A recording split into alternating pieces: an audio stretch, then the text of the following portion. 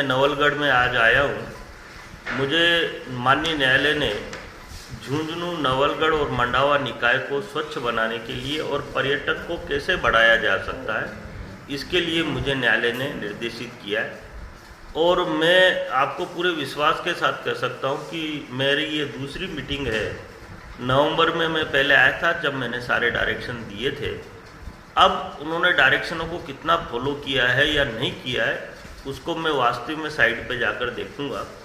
जहाँ तक सवाल है 100% घरों से घर से कचरा उठना, गीला और सूखा, ये हमारी प्राथमिकता है। दूसरा, सड़कों पे जानवर नहीं घूमने चाहिए। सामुदायिक शौचालय, मूत्रालय जितने भी हैं वो दिन में 4 बार साफ होने चाहिए।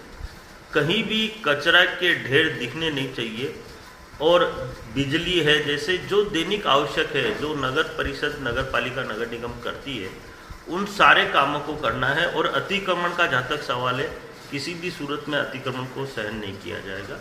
और इसके अलावा जो पर्यटक कैसे बढ़े, क्योंकि नवलगढ़ और मंडावा हमारा पर्यटक की धर्म नगरी कहे तब भी कोई अतिशयोक्ति नहीं। जहाँ पर लाखों की संख्या में विदेशी पर्यटक आता है, आज वो पर्यटक घट रहा है, तो उसमें कहीं न कहीं कोई न कोई कमी या खामी है। जिन बिल्डिंगों को देखने के लिए, जिन बिल्डिंगों के अंदर पेंटिंग, जो हवेलियों में पेंटिंग है, उनको देखने के लिए जो हमारा टूरिस्ट आ रहा था, अब उसे कहीं झटका लगा है। उस झटके को हम कैसे सही करें। और इस नगरी को, जो पर्यटक नगरी है, उसके लिए हमने कई तरह के तरीके से कार्य करने का प्लानिंग किया है। और मैं निश्चित रूप से कह सकता हूं कि अब एक भी हवेली को हम गिरने नहीं देंगे। और जो हवेली जीर्ण अवस्था में है, उनको हम रिपेयर कराने के लिए निर्देशित करेंगे, जिससे जो पर्यटक आता है वो स्थायी रूप से आता रहे। इसके अलावा जो खाली प्लॉट हैं, मैंने अक्सर ये देखा है कि खाली प्लॉटों में गंदगी भरमार पड़ी रहती है।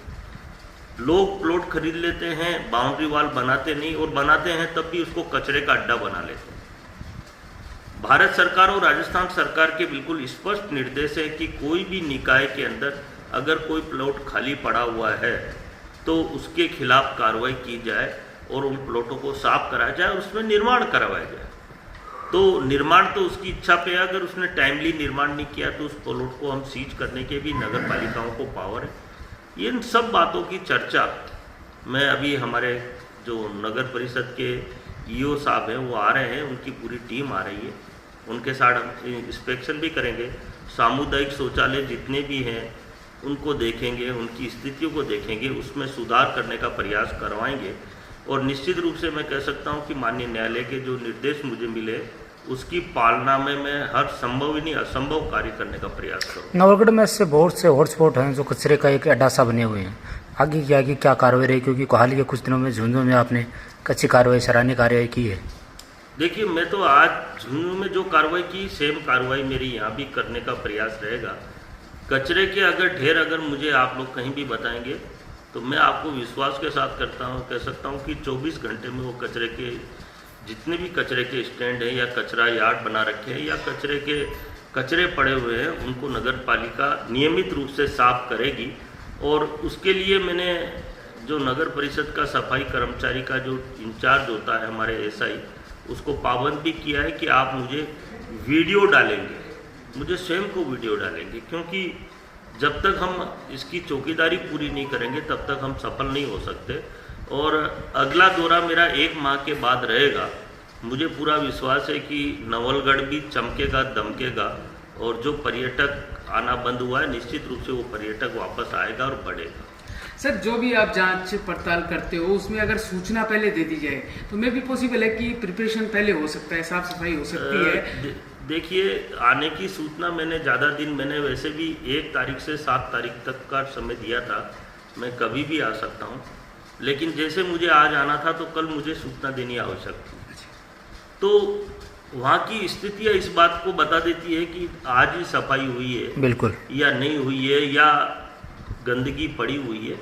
जैसी स्थिति होगी, अगर उन्होंने मेरे आने से पहले अगर स्वच्छता तैयारियाँ की है तो मैं ये कहता हूँ कि ये स्थायी रूप से स्वच्छता बनी रहे। नवलगढ़ और मंडावा हेरिटेज क्षेत्र में सबसे अग्रणी 2 क्षेत्र हैं। उनके हालात आज लगातार खस्ता हो जा रहे हैं, चाहे हवेलियों की बातचीत करें या चाहे सफाई की बातचीत करें या और पशुओं की, ये दोनों समस्याएं दोनों शहरों की बड़ी समस्याएं हैं। देखिए, दोनों शहरों की बहुत बड़ी समस्या है, इसमें कोई संदेह नहीं। सड़कें टूटी हुई है, नालियों का पानी सड़कों पे जा रहा है, और मैंने तो मंडावा में सामुदायिक शौचालय देखे तो उनकी स्थिति बहुत ज़्यादा खराब है। अब हमारे द्वारा डायरेक्शन तो सख्ती से दिए जा रहे हैं और उन डायरेक्शनों की पालना की जाएगी, इसके लिए मैंने जिलाधीश महोदय से भी कल मैंने चर्चाएं की है और मैं माननीय न्यायालय को इस सारी स्थिति से अवगत कराऊंगा और माननीय न्यायालय से भी निवेदन करूंगा कि आप सरकार को ये डायरेक्शन दें कि इन जितने भी हमने जो चर्चा की है, जो निर्णय किए हैं, उनकी पालना सुनिश्चित हो, तब तो ये काम संभव होंगे, अन्यथा तो मैं ये मानता हूँ कि ये हो ही नहीं सकता। सर, गीले और सूखे कचरे की आपने बात की, लेकिन अभी काफ़ी क्षेत्रों में देखा गया है कि टेम्पो के पीछे लिखा हुआ है गीला और सूखा कचरा, लेकिन अगर इनसाइड आप देखोगे तो आपको बहुत कचरा है वो एक जगह ही पड़ा हुआ मिलेगा। मैं आपको इसी सुधार के लिए मैं यहाँ आया हूँ और ये परेशानी कोई नवलगढ़ की अकेले की नहीं है, पूरे राजस्थान की, पूरे देश की है। देखिए, पहले से अब की स्थिति काफ़ी बेहतर है और आगे और भी बेहतर होगी। हम सब मिलकर अगर प्रयास करेंगे तो निश्चित रूप से। आज ऐसे कौन से पॉइंट रहने वाले दिन आप जाएंगे वहाँ? मैं विशेष रूप से शमशान घाट, सामुदायिक शौचालय और कचरा यार्ड है, ये 3 पॉइंट हमारे मुख्य हैं। इसके अलावा सड़कों पर जानवर तो नहीं घूम रहे और बहुत सारी जगह मुझे लोगों ने बताई है, उन जगहों का भी मैं निरीक्षण करूँगा कि पर्यटक स्थल है, लोगों को पार्किंग में दिक्कत आती है, उन सारे स्थानों को देखकर उन सब पे मैं निर्णय करके जाऊँ। स्वच्छता के प्रति आपके किए गए कार्यों को लेकर आपने कई खिताब भी जीते हैं, यहाँ तक कि इंडिया से बाहर नीदरलैंड जैसे देशों में भी आपने स्वच्छता के प्रति जागरूकता भी फैलाई है, उनके बारे में कुछ बताइए। देखिए, हमने जब काम किया था 2015 से लेकर 2020 तक, तब स्वच्छता के अंदर हमने केवल राजस्थानी में नहीं, देश और दुनिया में डूंगरपुर का नाम रोशन किया। उसके अंदर हमने 3 बार राष्ट्रपति दिल्ली से स्वच्छता का सम्मान प्राप्त किया। माननीय प्रधानमंत्री जी ने भी हमारे कामों की बहुत सराहना की। माननीय गृह मंत्री जी अमित शाह जी ने भी मेरे कामों की सराहना की है। इसके अलावा नीदरलैंड की सरकार और अमेरिका की Bill Gates Melinda charity fund, जो स्वच्छ भारत मिशन पर बहुत बड़ा काम कर रहे थे, उन्होंने भी मुझे प्रशंसा पत्र दिया और मेरा सम्मान किया। मेरा सम्मान नहीं है, ये काम का सम्मान है और ये स्वच्छ भारत मिशन का सम्मान है। मैंने तो काम किया और उन लोगों को पसंद आया, बड़े बड़े लोगों ने उसकी सराहना की और माननीय न्यायालय ने ये सब कुछ देखते हुए ही मुझे ये तीनों निकायों के लिए नियुक्त किया है और मेरा पूरा सकारात्मक प्रयास रहेगा। आज ऐसी टेक्नोलॉजी आ गई है कि जो कचरा होता है उसको एक अनेकों रूपों में बदला जाए, कचरे को साफ करके बिजली या गैस या अन्य रूपों में बदला जा रहा है। देखिए, ये वहाँ पर हो रहा है जिस निकायों ने, ये एमपी के अंदर बहुत अच्छा चल रहा है। स्वच्छ भारत मिशन का काम जहाँ पर लास्ट स्केल पर पहुँच गया है, अभी तो कचरा उठ ही नहीं रहा है, गीला सूखा कचरा ही अलग अलग नहीं जा रहा है, ये सब लास्ट स्केल पर है। हम बायोगैस प्लांट यहाँ लगाने की बात ही नहीं कर सकते, क्योंकि जब तक ये सारा सिस्टम नहीं सुधरेगा, बायोगैस प्लांट से गैस बनती है, गैस से बिजली बनती है, वो हमने किया है, और खाद बनती है गीले कचरे से, तो ये सब चीज़ें होगी जरूर, लेकिन इसमें थोड़ा समय लगेगा। सर, मोदी जी ने जब से स्वच्छ भारत अभियान प्रारंभ किया है, लोगों में अवेयरनेस है वो काफ़ी बढ़ा है, इस बारे में क्या कहना चाहेंगे? देखिए, आप लोग सब अपन अच्छी तरह से देख रहे हैं कि गंदगी से जो बीमारियां फैलती थी, उल्टी, दस्त, टाइफाइड, डेंगू, बुखार, जिन एरियो में स्वच्छ भारत मिशन के तहत अच्छा काम हुआ है, उसमें ये बीमारियां धीरे धीरे जड़ से खत्म हो रही है।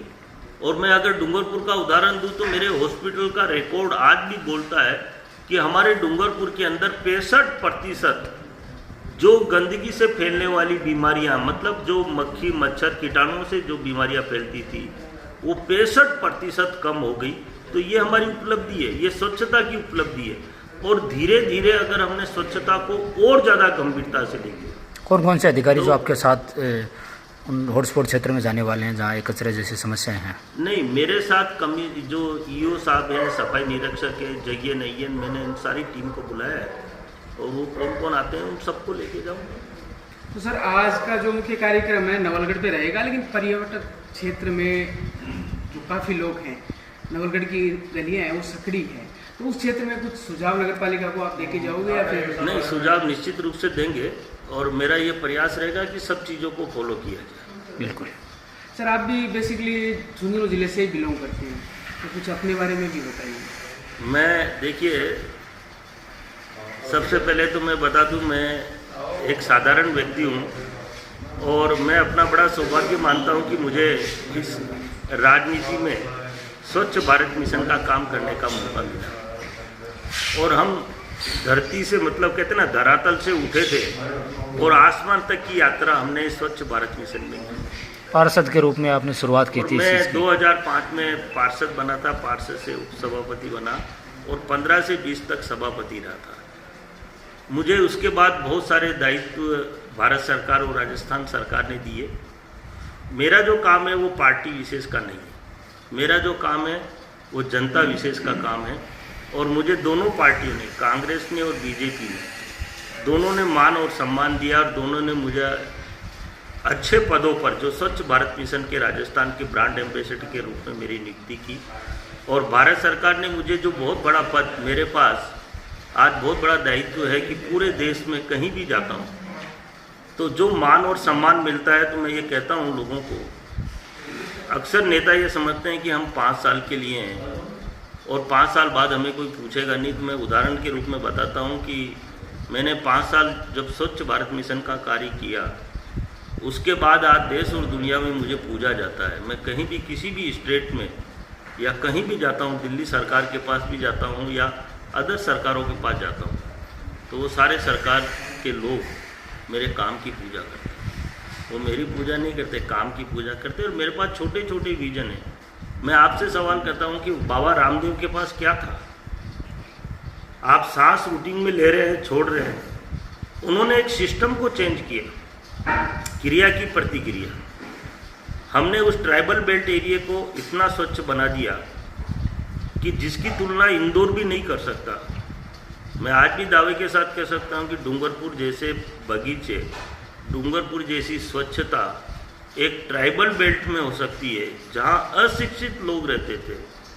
तो देश का कोई भी गांव, ढाणी, शहर स्वच्छ बन सकता है, ये बात मैं पूरे विश्वास के साथ कहता हूं। स्वच्छता सबको प्रिय है और स्वच्छता की तासीर ये क्या, हम अपने घरों में मंदिर के स्थान को बहुत पवित्र रखते हैं, साफ रखते हैं, क्योंकि हमारी आस्था है।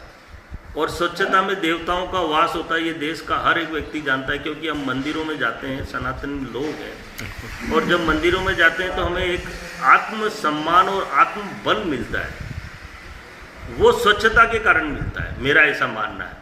अगर आप मंदिरों को थोड़ा सा गंदा कर दो तो मैं ये मानता हूँ कि ये जो धर्मी लोग हैं वो उस मंदिर में जाना ही बंद कर देंगे। तो इसलिए स्वच्छता में ताकत तो बहुत है, बस समझने की ज़रूरत है, और नहीं समझ रहे। देखिए, क्योंकि ये पर्यटक स्थल है, मुझे माननीय न्यायालय ने इसलिए लगाया है कि ये हवेली भी एक उसमें इशू है।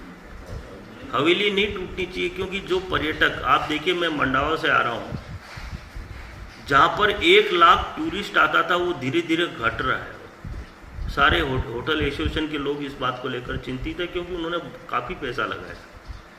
अगर कोई अधिकारी या जनप्रतिनिधि अपने अधिकारों का दुरुपयोग करता है, पर्यटक का देश में आना बहुत आवश्यक है, क्योंकि हमारे देश के अंदर अगर विदेशी पर्यटक आता है तो उस देश की उन्नति उसके ऊपर बहुत कुछ डिपेंड करता है।